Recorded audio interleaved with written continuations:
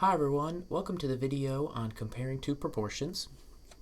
In this video we're going to just be talking through what we mean by this, kind of the general setup, and then there'll be another video where we go through a specific example, which I'll link the data I'm using and the reference for, and check out the applet and kind of see how to go through the whole process. But we're just going to set up the idea in this video, right?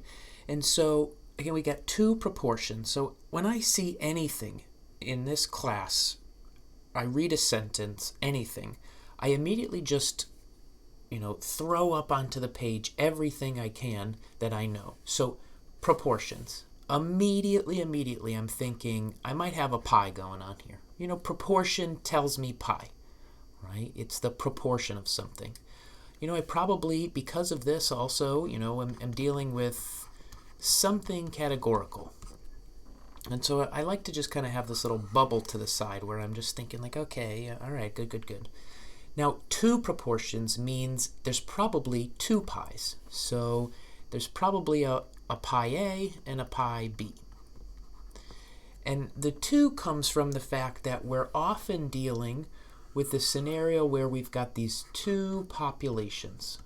Population A, and then we've also got population B. Okay. Now, for each population, because there's two, I'm going to have some proportion. I'm gonna from each one of these, I want to know the proportion of population A that blank. Right? It depends on the problem, what we're going to do. The proportion of population B that blank. Now, I said comparing two proportions. Well, remember, pi, doesn't matter which one, it's a number. Because this is for the population, we often aren't going to know it. The whole point of this is to try to see if we can figure something out about pi A and pi B. Right? We generally don't know what they are, these parameters.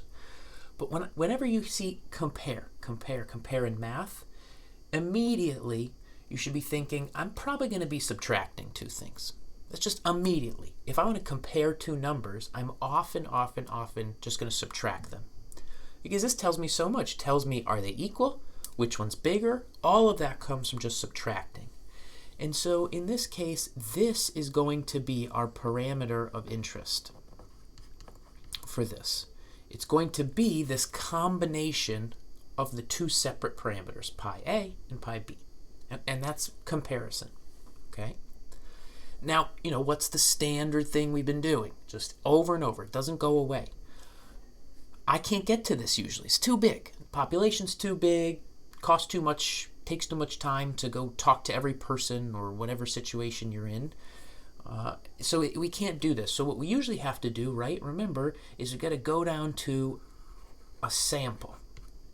Right? We take samples instead of A and B. And remember, these samples come from the population. So we say, okay, you know what, I can't quite get all of this population, so let me just take a sample. Okay, so we got our samples. Now, you got to think about this. Okay, I've got a population, pi, categorical, sample. Oh yeah, that's going to be p hat, because it's still a proportion. So we'll call that p hat A, p hat B. It's a proportion. Still, doesn't change. Okay. We're here now in the statistic. Well, again, my whole goal of this is to compare the two groups. And, I said the word compare again. What did I just tell myself? You see compare, you're probably subtracting. I found my statistic. I subtract the two proportions from each sample. I get some observational units from the population A, and I calculate a proportion. And then I get some from population B, just some smaller group, the sample, and I calculate a proportion here. Okay? And then that'll give me a statistic. And, we're kind of like at this point, like, okay, well, I'm going to get a number here, but, what am I looking for? Well, the next step in thinking about this, right, is we're doing hypothesis testing, so we got to think about the hypotheses.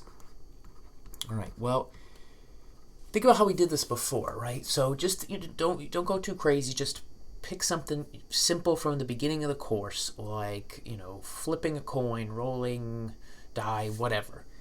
Remember how we did this? So we had a null hypothesis, and we were going to write something down here using the parameter and a number, and we were going to use that.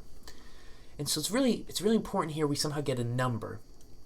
And so our goal here usually, when we're in the scenario, is we're comparing pi's, pi A, pi B. And we're interested, do we think they're the same? Do we think they're different? So, hopefully you see that. There's this like two choices again, same, different. Think back to your coin. Is it fair? Is it not fair? Oh, the two choices again. And remember, with the coin being fair or not fair, if it was fair, I throw down a number.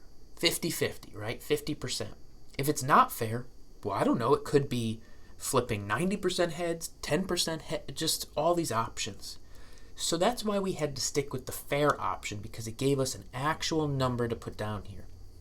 And this is very similar. Think about this the same way. I want to compare these two numbers. Now, if they're different, they could be different by a lot or a little, who knows? If they're the same, though, and I subtract them, well, that only gives me one number.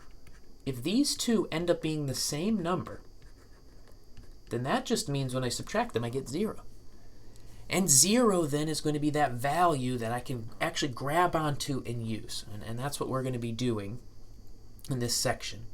So our null hypothesis will be that no, there's no difference, right? So there's no difference is our null. Now, the groups are the same in the way that we're trying to, measure something about them. So no difference. Okay.